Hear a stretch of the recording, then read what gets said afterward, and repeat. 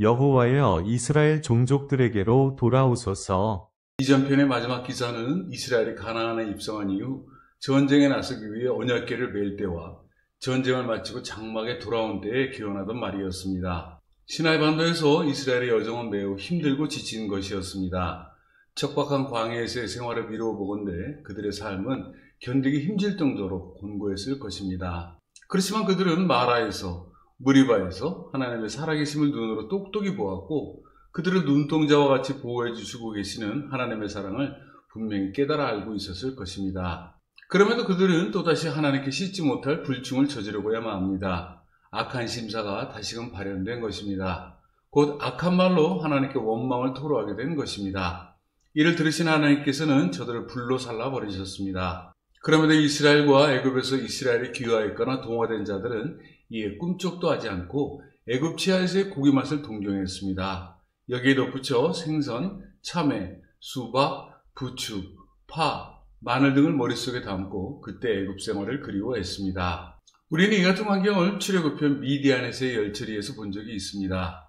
당시 저는 이러한 이스라엘의 작태를 식신과 휴신으로 표현했었습니다.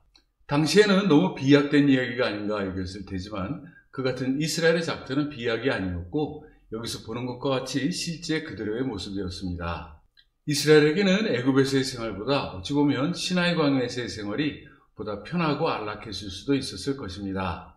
육체적인 고통은 두말할 것도 없고 정신적인 고통으로부터 해방될 수 있었기 때문입니다. 그렇다면 지금의 이러한 이스라엘의 원망과 불평은 속칭 호강의 초를 챙겨이라고도 할 수 있을 것입니다. 곧 이스라엘이 그러한 음식을 그리워하는 것은 그들의 배고픔 때문만은 아니었습니다.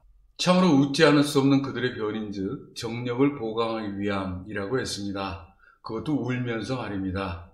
모두가 탐욕에서 비롯된 악한 행사였습니다.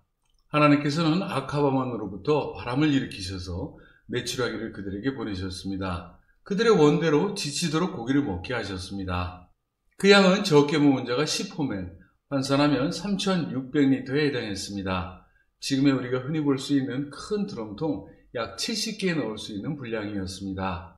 이윽고 그들이 취한 고기가 그들 이에서 빠지기도 전에 하나님께서는 도련한 떼 죽음을 맛보게 하셨습니다.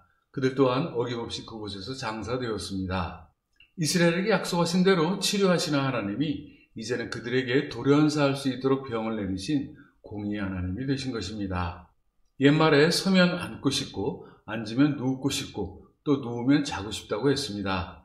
애굽에서는 앉고 싶었습니다. 시나이 반도에서는 눕고 싶었습니다. 이제 이스라엘에게 남은 것은 자는 일만 남았을 따름입니다. 이후 우리는 하나님의 사랑에서 떠난 이스라엘이 인류의 역사 앞에 그 자체를 흔적도 없이 감추고 영원히 잠든 모습을 보게 될 것입니다. 다음은 모세가 구스 여자를 아내로 취한 것으로부터 시작하고 있습니다. 여기서 구스는 에디오피아를 히브리어로 번역한 것인데 현재 이곳이 어딘지에 대해서는 설이 분분한 실정입니다.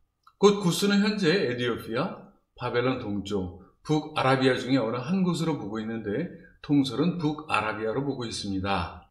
이에 덧붙여 모세가 취한 구스의 여인을 시보라와 동일인일 것으로 추측하고도 있습니다.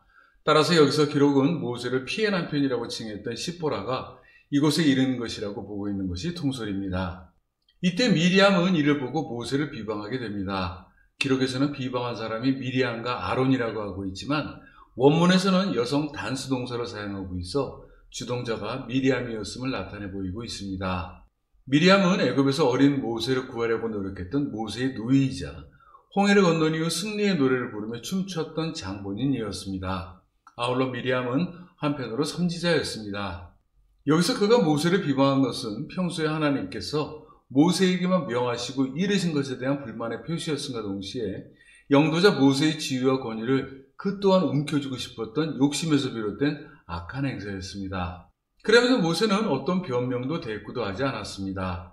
모세는 하나님의 영광과 관계되는 일에만 집중하고 나아가는 신앙의 사람이었고 누구보다도 겸손한 사람이었기 때문입니다. 준수하고 아름다웠던 모세는 거기에 겸손함까지 갖추게 되었습니다. 진정한 하나님의 종으로서 모세는 이스라엘의 위대한 영도자로서의 자질을 넉넉히 갖춘 인물이었습니다. 이를 보신 하나님께서는 미리암과 아론을 부르시고 모세를 태하고 계신 입장을 말씀하셨습니다. 곧 모세를 다른 선지자들처럼 어떠한 표상으로나 꿈에서나 은밀한 말로나 그 뜻을 전하시지 않고 직접 대면하여 말씀하고 계신다는 것을 명확히 하셨습니다.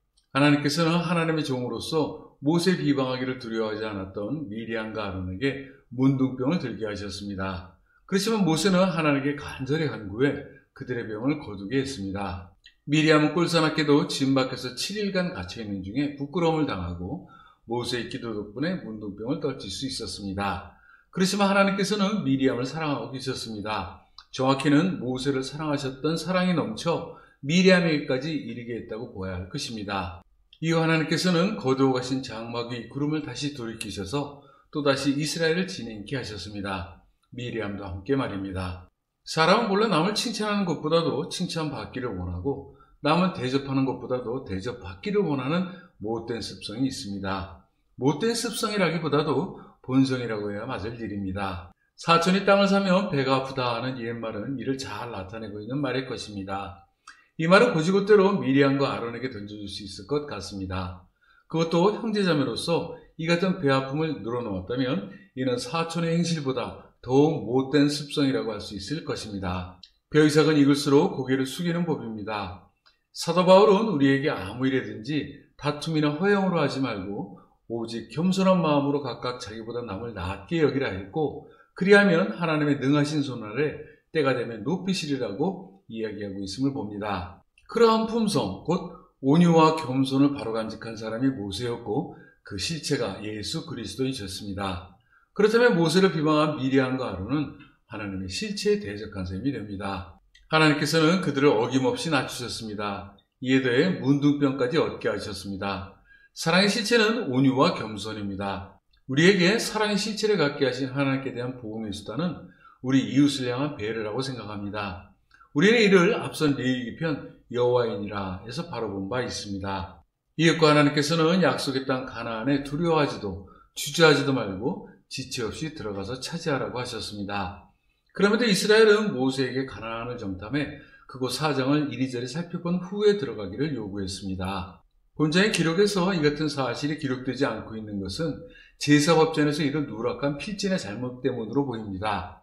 어찌되었든 이스라엘은 또다시 무리바에스처럼 하나님을 시험했습니다. 당시 하나님께서도 이스라엘과 같이 그곳 가나안의 처지를 모르고 계셨을까요?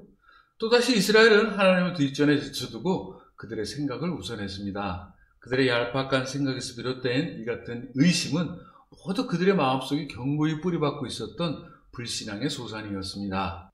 그렇지만 정탐꾼 중 여호수아와 갈렙은 달랐습니다. 그들은 하나님이 기뻐하실 수 있도록 언약된 말씀을 굳게 잡고 가나안을 취하고자 했습니다. 그것도 옷을 찢어가면서 통곡하면서 말입니다. 여호수아와 갈렙을 제외한 나머지 정탐꾼들은 그들 스스로가 그곳 가나안은 젖과 꿀이 흐르는 땅이 맞다고 하면서도 그곳에 거대한 거주민의 기세와 강한 선업의 풍채에 짓눌려 그들 앞에서 자신들을 메뚜기라고 비유하면서까지 결코 정복할 수 없는 땅이라고 주장했습니다. 특별히 그들이 주장한 것은 그곳 헤브론의 성읍에 관한 것이었습니다. 헤브론은 요새화된 성읍이었습니다. 그렇지만 하나님께서는 이전에 아브라함에게 이 땅을 이스라엘에게 주시겠다고 약속하신 바 있었습니다. 그곳은 아브라함과 사라뿐만 아니라 이스라엘의 선대들이 묻힌 곳이었습니다.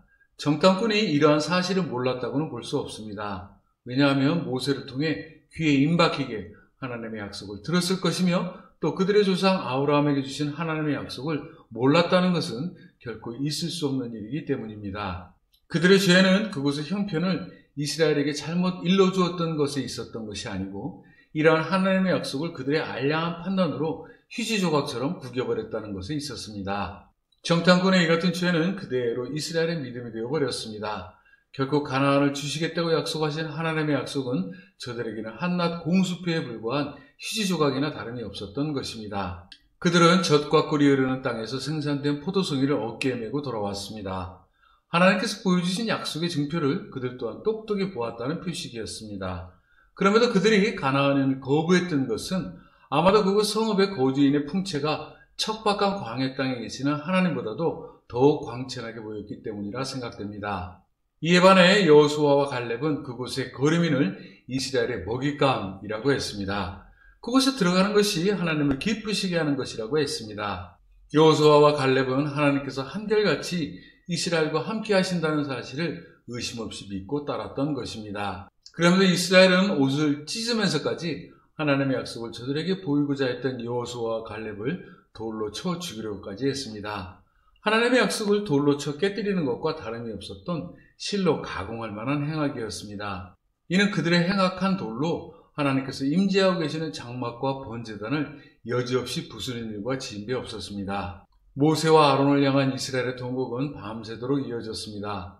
그들은 광야에서 죽고 싶다고 했습니다. 그들의 처자가 사로잡힐 것이라고도 했습니다. 그들의 이 같은 통곡은 그대로 하나님께 들린 바 되었습니다. 하나님께서는 그들의 소원을 어김없이 이루어 주셨습니다.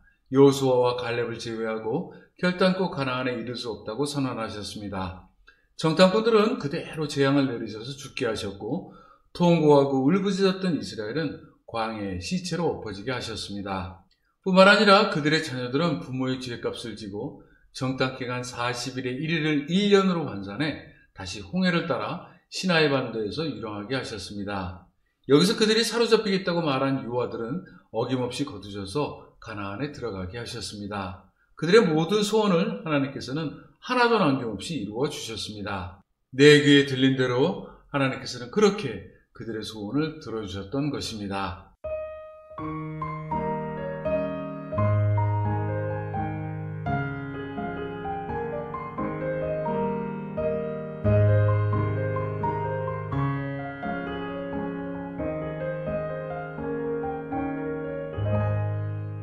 주